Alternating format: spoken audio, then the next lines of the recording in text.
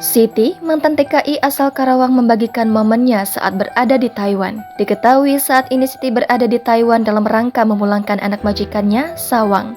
Siti dengan berat hati memulangkan Sawang ke Taiwan karena menghormati kebijakan negara setelah 4 tahun dirawat di Indonesia.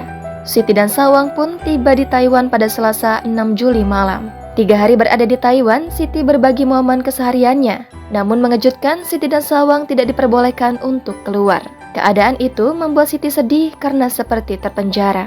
Aku nggak boleh keluar dari kamar saja nggak boleh, jalan-jalan juga di dalam, kata Siti TKI saat live TikTok di akun @queen03_78 pada Sabtu 8 Juli kemarin. Siti juga mengaku tidak boleh bertemu dengan siapapun selama 5 hari pertama di Taiwan. Sementara itu, Faisal So menilai jika Siti pergi ke Taiwan bukan tanpa tujuan. Siti dinilai akan berusaha keras untuk dapat mengadopsi Sawang.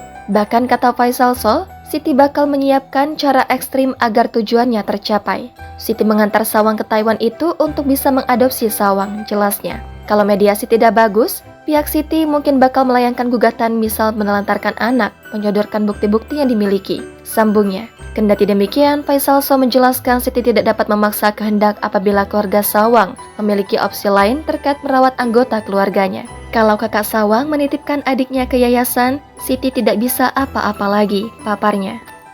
高兴哦，再相交一下，姐姐吗？